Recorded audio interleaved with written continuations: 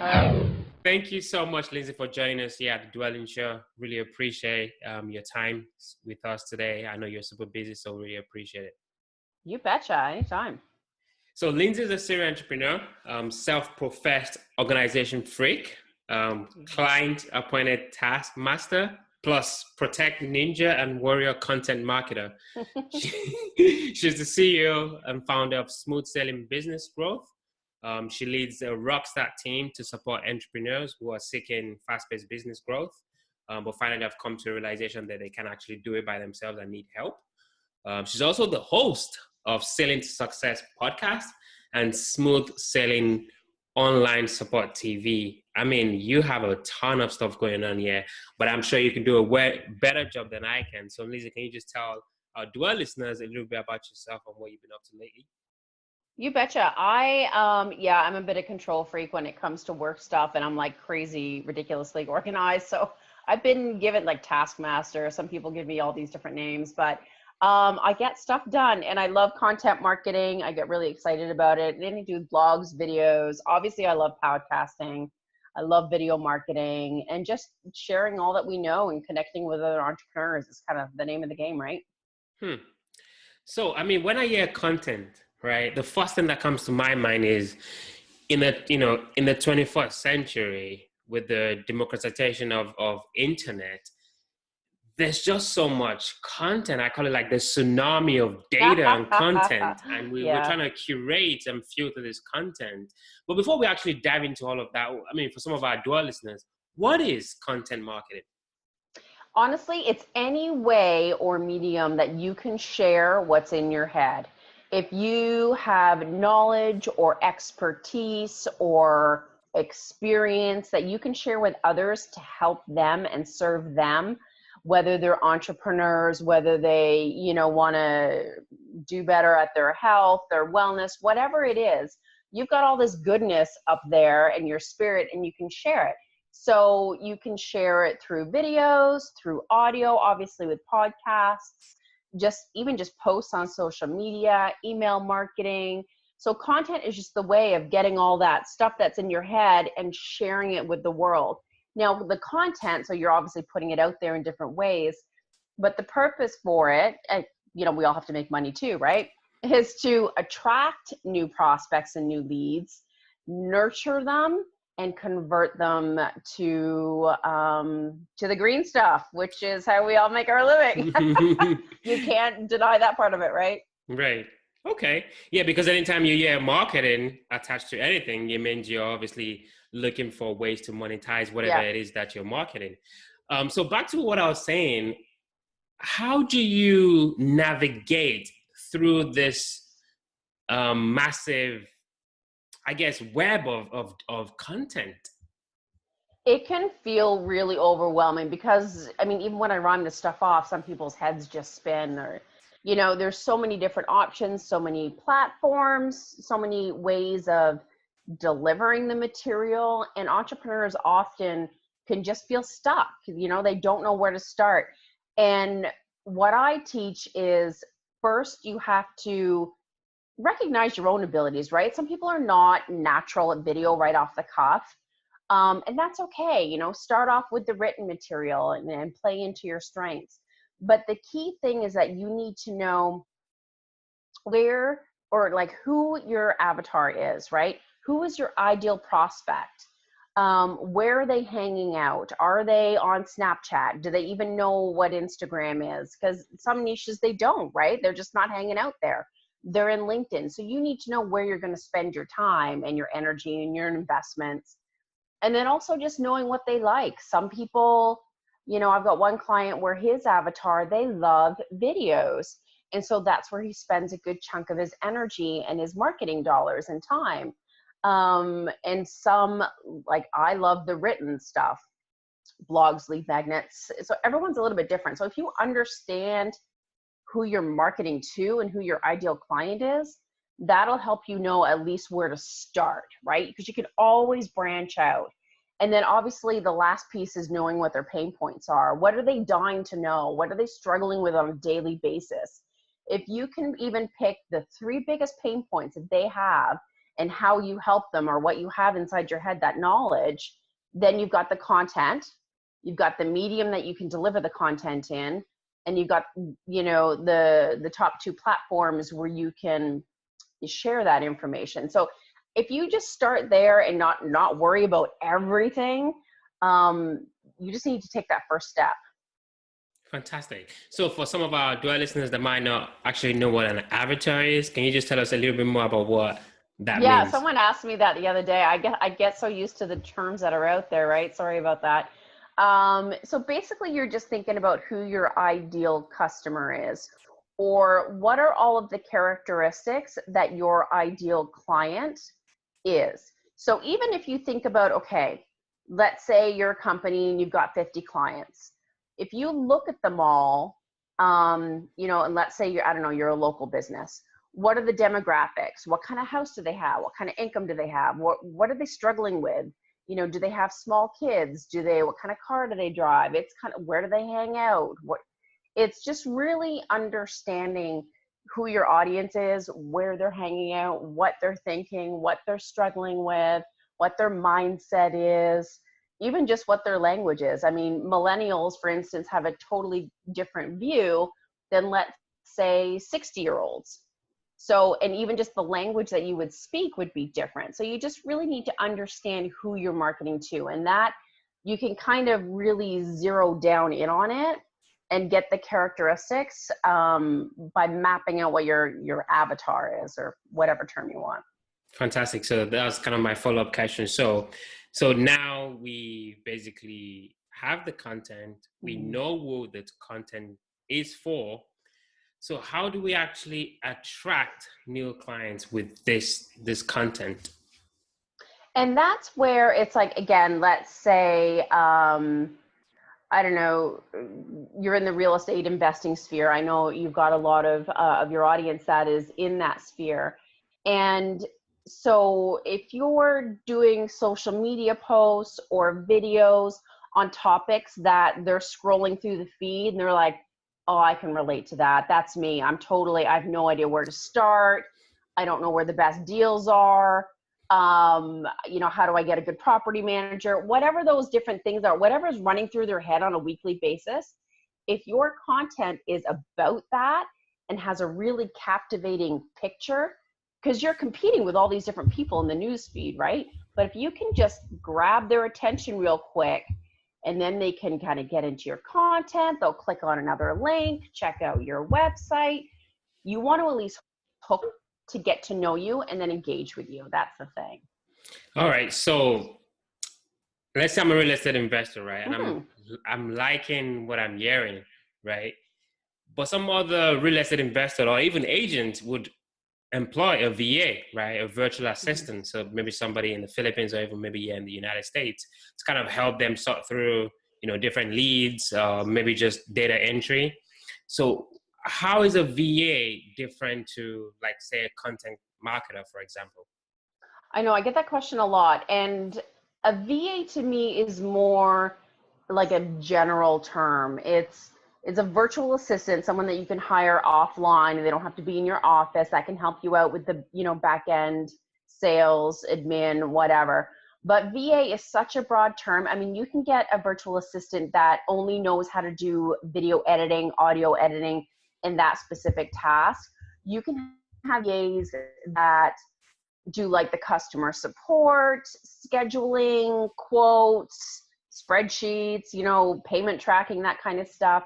And you can have VAs that are just bookkeepers, right? They're just in dealing with numbers. And like, to me, if I was wanting someone to do my taxes, let's say, I'm not going to hire an office administrator to do my taxes. I'm going to hire someone that's skilled, is going to get my best bang for my buck, that's is an expert in that field to do that thing. So, I mean, I used to be a VA and I used to be a generalist, and I've really niched down for a number of different reasons. So our focus is content marketing. So we create, we publish, we optimize it, we promote it, analyze it, and strategize. Because there's a lot, again, just even talking about content marketing, there's so many different pieces, different ways of publishing it. So you want to hire someone, whether it's content marketing, whether it's bookkeeping, whatever it may be, you want to hire someone that's skilled in that area. You don't have to train them, right? They already know all the strategies. You don't have to figure it out all on your own. They'll give you direction. So it's a plus. A VA is great for tons of things. I'm certainly not going to knock them. But as an entrepreneur, you just really need to think about what it is that you need help with. You know, what are your goals? What are you not getting around to doing? Or how do you get to the next level? What's that piece that you're missing and you need support with?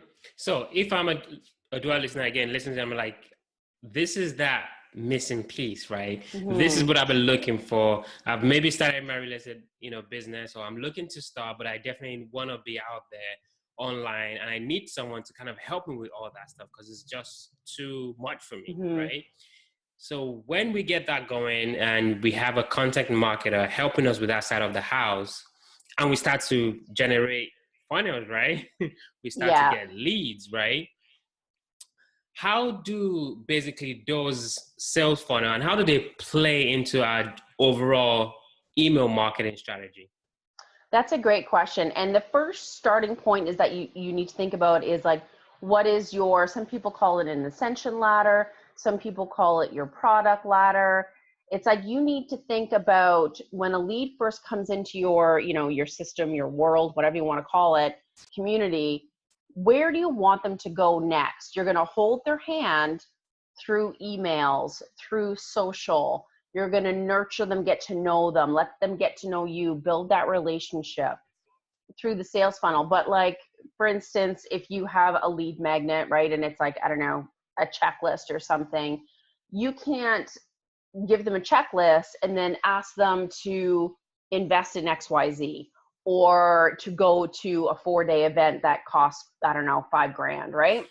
Right. You need to, like, what's the next step? Maybe it's to buy a small product that's $27. And then you get them to engage in that piece of content. And then you want them to attend a webinar. And then after that, you want them, whatever, it just depends on what your steps are in your ladder. And that's what the sales funnel is for, is to pull them psychologically, strategically through those different levels to get them from A to B, which is your end goal. And I'm thinking about our own business right now. We have a sort of a newsletter. When somebody comes to the site, they give us their email. Then obviously we get that and we'll have a MailChimp automation running and it shoots out an email to them. So what about in cases when, you try to do the hand-holding, right? And it's not working? What other strategies can we use as real estate investors or just generally business owners to perhaps optimize that journey, right? From that first subscription to kind of the end goal. And it's not a short game. It's a long game. I mean, I'll give you for instance, I've been working with one of my clients and we've had Infusionsoft for 2 years now. And it's pretty intricate. We have a lot of sales funnels. And it's really only been in the past 6 months where we've really analyzed, how many small products have been purchased, how many new leads we have, how many tripwires are effective. How many event tickets are bought, how many mastermind tickets are purchased. And we've really taken all that data and analyzed it to figure out what is the sweet spot, what is the commonality. And it's like, if they get a couple of lead magnets and they engage in a couple of webinars, they're really warmed up and they're receptive to going to a specific event. So it's like, okay, so you've got to figure out what's working and what's not working and rinse and repeat, right? And then, so again, it's all that testing. If you're going to put in an offer a little too soon, you might kind of scare them away. But do not give up. You keep testing. Because let's say, for instance, and I'll kind of start from the beginning, which maybe will help a little bit more, is let's say you have a lead magnet for a checklist and there are 1,000 page visitors, but you only have 100 people actually sign up. That's low numbers. So something's going on with the offer on the landing page. Maybe it's the language, maybe it's the benefits aren't really expressed properly. So you need to tweak that. So let's say you get that fixed up and you're your butt on your lead page. And then later on, you get them engaged, and then you're offering a tripwire. Let's say you get like no one's opening it, no one's taking the tripwire, or they're not buying a small offer. Then something's wrong at that point. Maybe how you're wording it, maybe what you're offering isn't matching what they signed up for originally. So like if they're looking for a cheat sheet on, I don't know, how to bake a cake, then when they get to a tripwire of buying a book of like, I don't know, how to change oil in your car, there's a disconnect. Do you know what I mean? So sometimes you need to test and just really think about, okay, what are their interests? Maybe you need to push them down a different bucket. Maybe you can do a goodwill campaign and figure out, well, maybe this will pique their interest. And if that's the case, maybe they prefer this path, and we could take them down this path. I mean, it can get really complex. It doesn't have to be. And especially when an entrepreneur is, still in the beginning stages and developing a lot of the products, you have to start somewhere. And testing is like the biggest thing. You're not going to know unless you test. Wow. And analyze, right? Analyze the results. Fascinating. So I hope that wasn't too much. No, that's just right. That's perfect. That is okay, perfect. Good. So you're a podcaster. There's obviously a podcaster. I love it. Right. So if there's a real estate investor considering or figuring out a thought leadership platform, right? I mean, of course, they could do a meetup group, right? A local meetup, or they Absolutely. could have a podcast, or perhaps just blog or even vlog on YouTube. But you've been doing your podcast for some time now. How has that helped grow your business? And if so, how? It has grown my business in regards to just my network in general. So the number of connections that I've made, some of them I'm really good friends with. We swap blogs. I've been asked to be on a summit. They've referred people to me, or, I've had a couple that have become a client. So that's not the end goal by any stretch. But it's just having those conversations, building those relationships. I'm definitely in a lot of Facebook groups because of it, which has done really well for me. And I think it's just, honestly, part of it is, what's the word I'm looking for? Like brand recognition, reputation, people's first opinion. It's funny when people, oh, you've got a podcast, you've been doing it for a year, you must be like super successful. I mean, don't get me wrong, I am, but I just find it amusing about people's perception, right? Or it's like it's kind of like as soon as you hear that someone is a guest speaker at some conference, everyone's like, ooh, all right? Or they're like, I'm an author of a book. Oh, well, you must be somebody. I mean, it is true. Right. Not that you don't have a lot to give, but it's true. Yeah, I mean, I interviewed Julie Broad, and she told me less than 1% of the US population actually has authored a book. So that's the 1% club right there if you're an author. So that's pretty Absolutely. huge. Yeah, I know. it's pretty huge. I'm painstakingly writing mine. I'm How's not that getting going? very far. It's not. I know. I'm a taskmaster for a lot of things, but that I'm sucking at right now. What you writing a book on? About content marketing, and just, if I can do it, and it's not such an intimidating thing if you break it down and understand it. And so just, giving the know-how of, I mean, I haven't figured out all the pieces yet or the title and stuff like that, but wow, good luck. Let us know how that goes. Yes, I will. Yeah. So if I'm listening to them, like, I could probably do YouTube videos or maybe a podcast, right? Mm-hmm. But then just the idea of putting all of this together and, whatever it takes to put a podcast together, right? So what would you say are like kind of the easiest steps to maybe starting one's podcast? One is you have to get over your fear. And as my lovely mastermind coach, Jim Palmer, said, you just got to suck it up and start. Because I was scared to death doing videos. I felt sick to my stomach. I'm doing a podcast show. I mean, I did it anyways, and I'm glad I did. You kind of just have to do it anyways. Right. So you just kind of have to get past that fear of it. But when it comes to the technical part, right? Like, how do I start? What do I need? You can get so many answers in Facebook groups that are like entrepreneur groups. There are podcast face groups. There's a great resource, which is the podcast Mastermind Academy with Yana Lunga. Yes, Yeah. I'm on that group on Facebook. Oh, great. Yep. Yeah. So there's tons of resources out there, or like myself, we do all the podcast production. We do all the setup. So you just need to find the right person and, say, hold my hand, tell me what I need to do and when you need it, and we'll get it started. And we get all that going for you and get it working and with minimal stress. That is so true. I mean, it's amazing how much help is out there. You just have to know where to look and just raise your hand and say, hey, I need help. So I can totally relate. I mean, that's all rosy, but what would you really say is kind of like the challenges and like the work involved in actually having a podcast? I mean, I can give my 2 cents to after. Absolutely. It's being consistent and being disciplined. If you say, oh yeah, I'm going to do this video, I'm going to post this blog, I'm going to record this podcast, when I have time, it's never going to get done.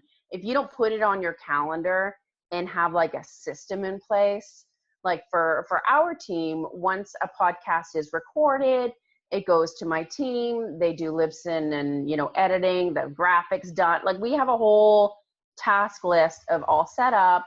We let them know when it goes live, the guests and so forth. So you have to have a system in place, or you're going to drive yourself crazy. You're going to feel overwhelmed. Things are going to slip through the cracks, and, rely on other people, ask for advice. Someone that that's done a podcast show, hey, what tools do you find help you out in getting this done?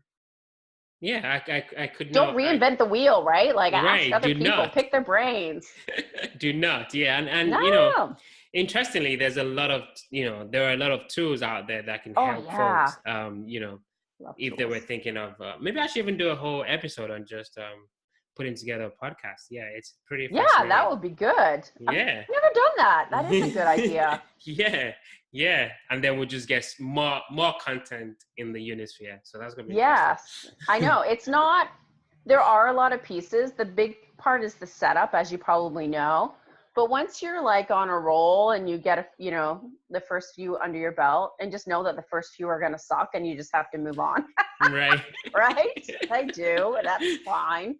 Right. You get better as you move along. But, and honestly, what got me over my fear was connecting with someone else. And I honestly forget that we're recording. It's like, I just feel like I'm hanging out and have a conversation with you. Absolutely. Absolutely. Yeah. That's basically what we're doing, regardless of the equipment and like the lighting or whatever. So, well, we're definitely dwelling into the quick round. So these are going to be quick questions. Okay. Quick. You ready? I'm ready for it. Let's do it. First question. What would you say makes Lyndsay unique? So what is that differentiating trait or factor that separates you from the next guy or the next gal? Oh, that's a good one. I honestly and genuinely care about my clients. They are people that I would hang out with. I would be friends with. Some of them I have known for years and I absolutely love them. So I care about what they do. I'm not afraid to state my opinion. You can tell me to hit the high road and that my opinion sucks. I'm cool with that.